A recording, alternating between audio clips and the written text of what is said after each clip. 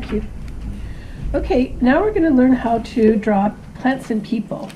So the first thing to note is that when you're standing and other people are standing in your point of view, their eyes are all going to go through the horizon line.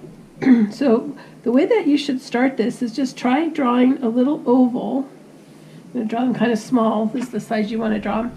Then just try bringing a soft shape down for the curve of the shoulders, and then some legs down like that, and just get a silhouette.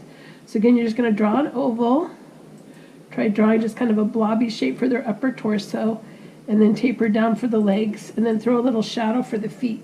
You can always go back in and add detail to the clothing. Okay, so just try several of these so you can start to get a feel for doing this taper down figure first.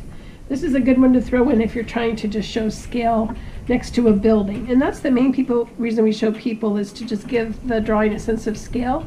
But also if it's a commercial space, we want people to inhabit the space, because if it's empty, that looks odd, especially if it's a public space. So in residential, furniture will give your room a sense of scale, so you don't necessarily have to draw people, but in commercial you definitely do. So the way to start to make these have more detail is think about starting with the head as your one proportion. So you draw an oval first, and then that's your one, and then you're going to do 6 more of those going down, so that you have a 1 to 7 proportion of the head. So you have 1, 2, 3, 4, 5, 6, 7. Now you're going to draw a line from the base of the neck to the bottom of 4. That's the length of the spine. And then have you ever noticed that your elbow bends right at your waist?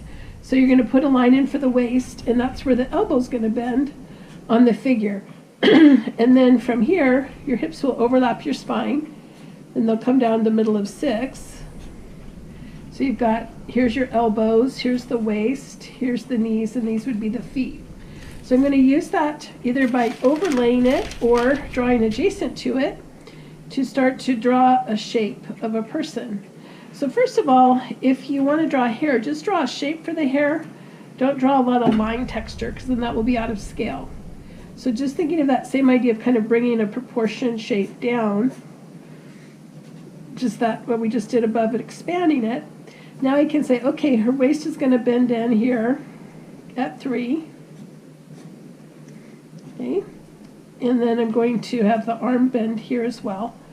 So usually you have them, like if it's a business setting, have them holding a bag, or if it's shopping or retail, having them holding the shopping bag.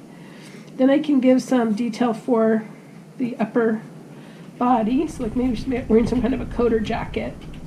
Okay, and then again, we're just abstract out the feet.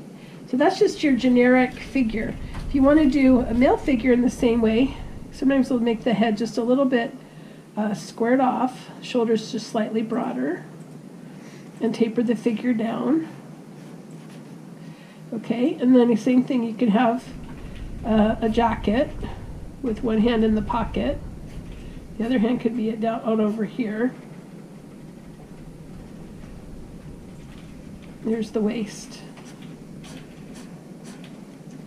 And then just some hairline. So you can see how their people are abstracted out, but with enough detail so that you can start to put them in a setting. So what you want to do is start to practice. Another way you could do this is draw the oval, and then you can do a soft rectangle, and then make the lower portion a box. And then that way you can have them sitting down. Here's the knees, and here's the arms coming out. So this is another way to kind of get them started. But this is the one you'll want to practice first, all right? So once you've got some, do several, and just keep practicing that proportion. Let me show you the common mistake most people make. They'll draw the head too round, they'll draw the torso too short, and the legs too short. So now they look like they're Jack in the Box or something. If you do have a proportion with a larger head and a shorter body, that's usually child size proportion. So this would be a child here next to their parent. They'd have like a 1:5 ratio of this height, their size of their head to the length of their body typically. So now let's say we've drawn several different people in a setting. Notice how their eyes are going through the horizon line if they're standing and you're standing. because of tiering. Remember we talked about that way back week 2, where here's these people's license are all kind of on your same area, are low in your visual field, and as they go away from you, their feet rise up higher in your visual field, but their eyes are still on the same level. Now when we put the marker on, we want to do a range of ethnicity. So I usually use a range of flesh tones, and as you start to apply those, I'm starting with the dark brown. I'm going to give this woman a darker skin tone. Okay, then I will give her a lighter skin tone, which is, and I'm using flimsy for this demo, but I'll show you how it translates to the marker paper. So this is the light tan. Okay, and now I'll give him this peach tone, a fair skin tone. Okay, and another darker brown tone here.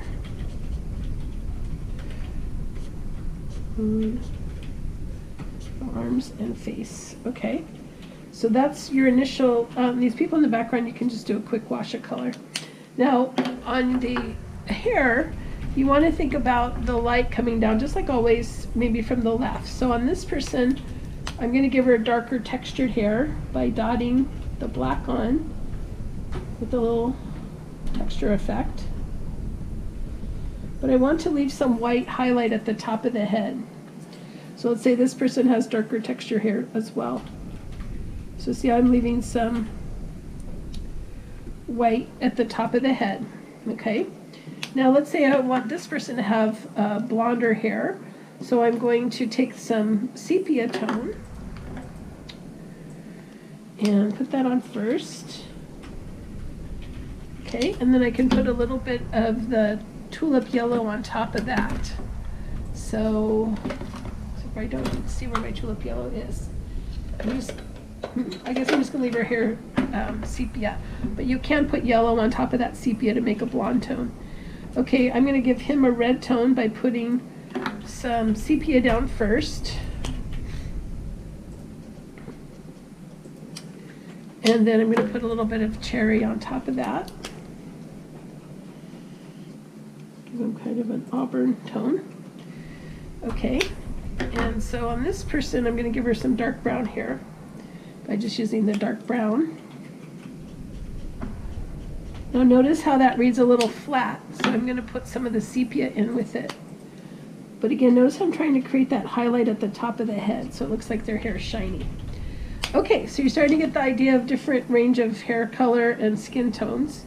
So now let's talk about putting color on the clothing. So where you want to start is think about their shadow shoulder. So if I'm looking at this person, see how, again, the sunlight's coming this way. So her shadow side would be over here. So I'm going to take some of this marker and put it down the shadow side of her clothing first. Okay? But notice how it's kind of 50-50 right now. We want to leave white because we want the person to feel like they're getting hit with sunlight, but also we are leaving white because we want the person to feel more abstract than the architecture. Okay? So see how I've left some white there just to keep them looking a little less distinct.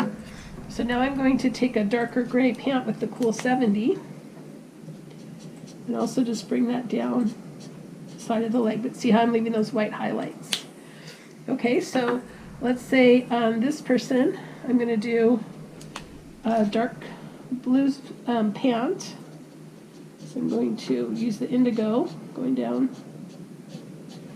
And maybe just a white top. So I'm just going to use the cool gray and add some of that in on the shadow side.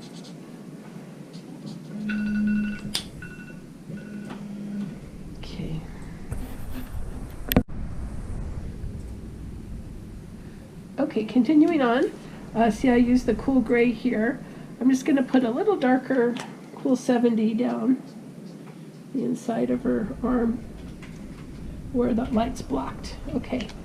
All right, so let's say if this person's wearing a nice coat, I'm going to take the light cerulean blue and put it on the side. Again, facing away from the light. Now you remember you can layer your marker too by letting it soak in and then putting another coat on. So let's give her a brown, well no, not a brown pan. We'll do the dark gray.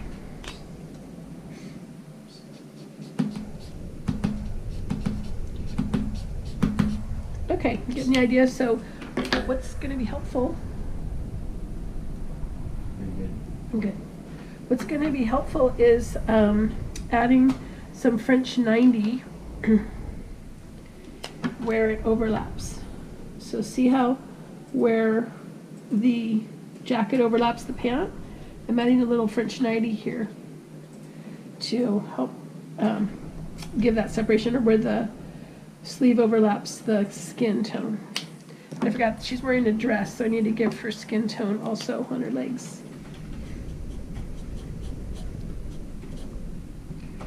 Okay, are you starting to get the feel of it?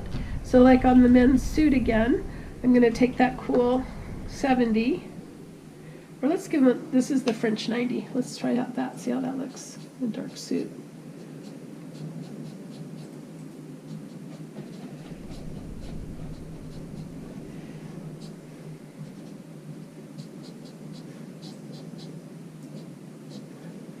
Okay. And of course, leaving those highlights where the light's hitting. Now you're also going to take your darker tones to, you know, give them things like handbags, or you can use the black. They have got like a black bag they're carrying, or maybe again it's a shopping bag from a store,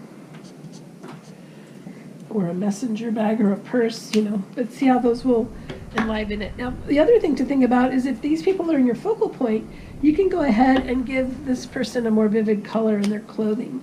So you want to keep the vivid color again towards your focal point elements, and then you're going to fade out the color in the background. So I could put the little bit of red here, you know, if I wanted to tie it together, but generally I'm going to keep a more neutral palette in the background. Okay, and there you go. You're starting to see people inhabiting the space. So again, where you're going to start is try your proportion outlines first, and then fill in some detail. Remember, there's those people in the book you can look at as well. Try them small, and then gradually get them bigger. Then after you've overlaid them, clean them up, backtrack out the line just so you have nice fluid organic line, and then try adding the different flesh tones and the different skin or hair tones with your, and the different ideas for the clothing depending on where they are in your view. Remember to use the 90 at the overlaps, and then you've got some nice people to inhabit your space. Now, the other thing I wanted to mention before I wrap it up is, if you're using the marker paper, it's the same idea, but the colors will just get a little bit more vivid. So try experimenting with the color. You can see the color just gets a little darker. Experiment with the color on a scrap of paper before you add it in with the marker paper. But the same idea applies. See how these people's heads are all going through the horizon line. This person in the background is more abstracted. The people in the foreground have a little more detail. And you want the people to also be dressed appropriate to the setting. So this is people in Balboa Park, so I had people with backpacks or a messenger bag again, versus this one, which was a little bit more of a business environment, or, you know, like, or could also be shopping again if people were holding their purchases in their bags and so forth. Okay, so let's talk about plants.